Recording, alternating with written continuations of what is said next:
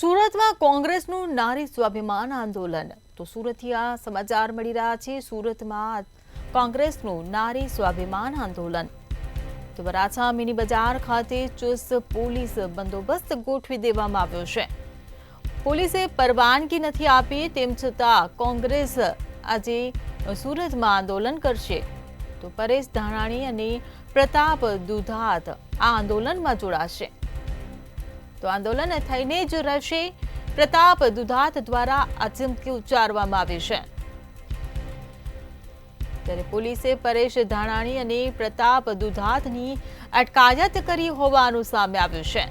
પરવાનગી વગર વિરોધ કરતા અટકાયત કરવામાં આવી છે। તો કોંગ્રેસના નેતાઓ સાથે કાર્યકરોની પણ અટકાયત કરી લેવામાં આવી છે।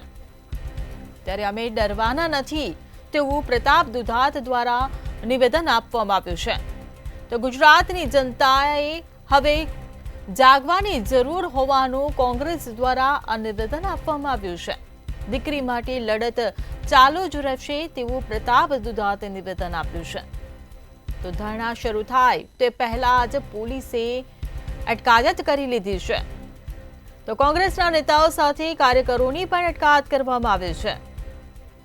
તો સુરતમાં કોંગ્રેસનું નારી સ્વાભિમાન આંદોલન। વરાછા મિની બજાર ખાતે ચુસ્ત પોલીસ બંદોબસ્ત ગોઠવી દેવામાં આવ્યો છે। પોલીસે પરવાનગી નથી આપી, તેમ છતાં કોંગ્રેસ આંદોલન કરવા જઈ રહી હતી। ત્યારે પરેશ ધાનાણી અને પ્રતાપ દુધાત આંદોલનમાં જોડાયા હતા। ત્યારે આંદોલનને લઈને પોલીસે તેઓની અટકાયત કરી લીધી છે। ત્યારે પ્રતાપ દુધાતે ચીમકી ઉચ્ચારી છે કે આંદોલન તો થઈને જ રહેશે। પોલીસે પરેશ ધાનાણી અને પ્રતાપ દુધાતની અટકાયત કરી છે। પરવાનગી વગર વિરોધ કરતા તેઓની અટકાયત કરી લેવામાં આવી છે। તો આ સાથે જ કોંગ્રેસના નેતાઓ કાર્યકરોની પણ અટકાયત કરી લેવામાં આવી છે। ત્યારે પ્રતાપ દુધાત દ્વારા ચીમકી ઉચ્ચારવામાં આવી છે કે આંદોલન તો થઈને જ રહેશે, અમે ડરવાના નથી।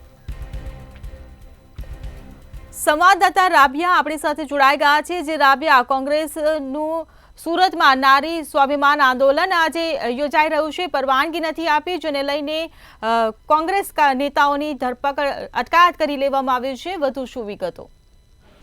સુરતના વરાછા વિસ્તાર ખાતે જે પોલીસ બંદોબસ્ત ગોઠવાયો હતો, વ્યવહારિક છે કે ચીમકી જે પહેલેથી પરેશ ધાનાણી અને પરેશ દુધાત જેવા નેતાઓ દ્વારા જે આપવામાં આવી હતી આંદોલનને લઈને, ત્યારે પરવાનગી નહીં આપીને ક્યાંક ને ક્યાંક જે આંદોલન કરવામાં આવ્યું હતું, આ આંદોલનને લઈને પરેશ ધાનાણી અને પ્રતાપ દુધાત સહિત અન્ય જે કોંગ્રેસી કાર્યકર્તાઓ હોય છે, જે બેનરો લઈને અહીંયા આવ્યા હતા, જે વિરોધ કરી રહ્યા હતા, એમની અટકાયત કરી લેવામાં આવી છે। વ્યવહારિક છે કે તેઓ દ્વારા સ્પષ્ટ ચીમકી આપવામાં આવી રહી છે કે અહીં આંદોલન જો નહીં કરવા દેશો તો પોલીસ સ્ટેશન જઈને અમે અમારા ધરના કરશું, પરંતુ પીડિતાને ન્યાય અપાવશું। માત્ર નાના એવા પોલીસ કર્મીઓને સસ્પેન્ડ કરીને મોટા એ કરવામાં આવી રહ્યા છે, પરંતુ ક્યાંક ને ક્યાંક જે એની પછાડીના જે અધિકારીઓ છે, જે મોટા નેતાઓ છે, તેમને છાવરવામાં આવી રહ્યું છે, એવું સ્પષ્ટ કોંગ્રેસ દ્વારા કહેવામાં આવી રહ્યું હતું। હાલ કહી શકાય કે પરેશ ધાનાણી અને પ્રતાપ દુધાતની જે છે પોલીસ દ્વારા અટકાયત કરવામાં આવી છે અને અન્ય કાર્યકર્તાઓને પણ પોલીસ દ્વારા અહીંથી લઈ જવામાં આવ્યા છે। સુરતના વરાછા વિસ્તાર ખાતે આખો વરાછા વિસ્તારનો જે મિની બજાર છે, સરદારની જે પ્રતિમા છે, અને આસપાસ જે છે પોલીસ છાવણીમાં ફેરવી દેવામાં આવ્યું છે। આંદોલનની જે છે ચીમકી આપવામાં આવી હતી, પરંતુ એની પરવાનગી નહીં આપવામાં આવી હતી, જેને લઈને આ તમામની અટકાયત કરવામાં આવી છે। જી રાબિયા, સમગ્ર માહિતી બદલ આભાર।